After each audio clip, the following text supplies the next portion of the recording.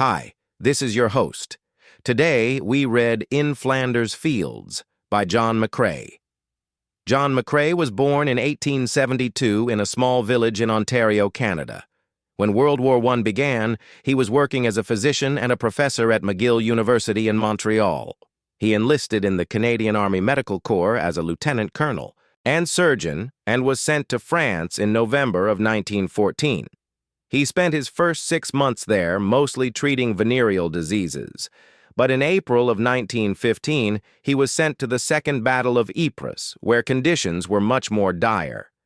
He ended up spending 5 weeks under fire at a dressing station near the front lines, and while he was there, he presided over the funeral of his friend, Lieutenant Alexis Helmer, who died after being wounded in battle. This experience inspired him to write In Flanders Fields, which would become one of the most symbolic poems of the war. Let's take a look at the poem. In Flanders Fields, the poppies blow between the crosses, row on row that mark our place. And in the sky the larks, still bravely singing, fly scarce heard amid the guns below. We are the dead.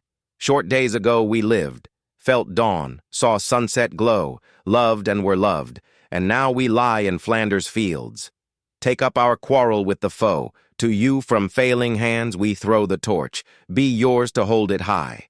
If ye break faith with us who die, we shall not sleep, though poppies grow in Flanders Fields.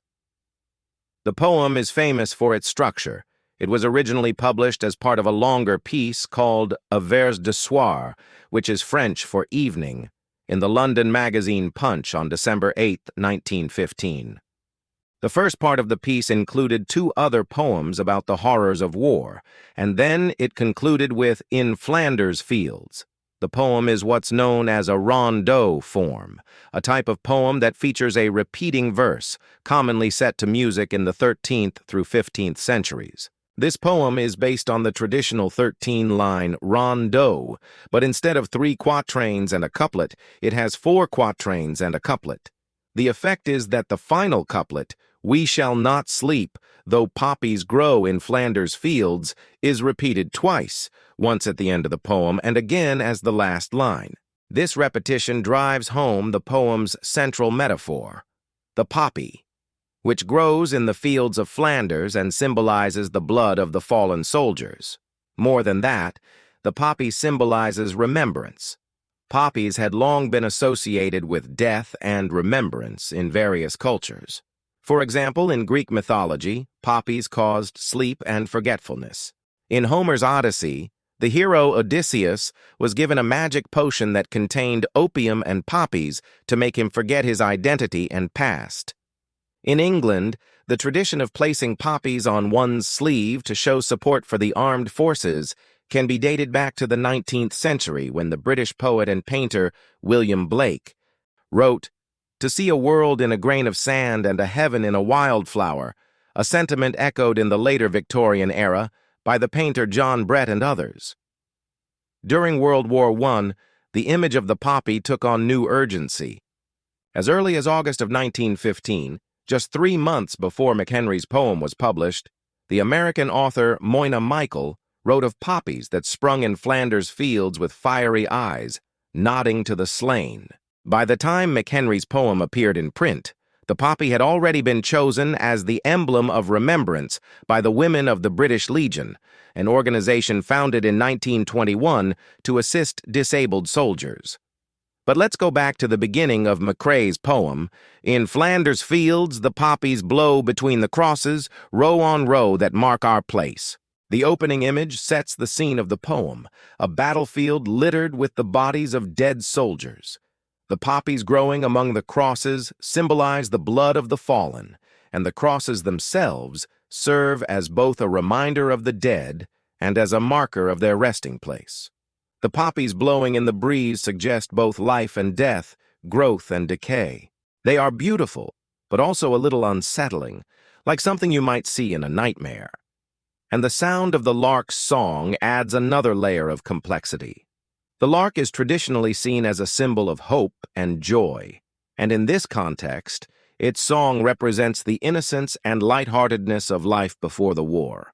The fact that the larks are flying, scarce heard amid the guns below, highlights the stark contrast between the natural world and the violence of war. The juxtaposition of these images creates a powerful effect, emphasizing the brutality of the war and the senseless loss of life. In the second stanza, the speaker addresses the reader directly, saying, "We are the dead." And this helps to establish a connection between the reader and the fallen soldiers. The reader is invited to consider what it might be like to have been one of these soldiers, to have lived a normal life until suddenly being cut down in battle. The details the speaker gives of his former life, feeling the dawn, seeing the sunset glow, loving, and being loved, create a sense of loss and also a sense of urgency. The speaker is trying to convey to the reader the preciousness of life and the need to fight for it. The third stanza is a call to action. The speaker asks the reader to take up their quarrel with the foe and carry on the fight. He says that he and his fellow soldiers are giving the reader a torch, a symbol of hope and remembrance. If the reader accepts this torch and carries on the fight, they must do so with honor and courage. If they break faith with the dead, if they fail to live up to the sacrifice made by those who have died, then the dead will not rest in peace. The final couplet repeats the central metaphor of the poem. The poppies will continue to grow in Flanders Fields, a constant reminder of the fallen, and the reader is left with a sense of responsibility to remember and honor the sacrifice made by those who died in battle. It's interesting to note that McCrae first discarded the poem, displeased with it, but fellow soldiers retrieved it. Sometimes poets are their own worst critics. What do you think?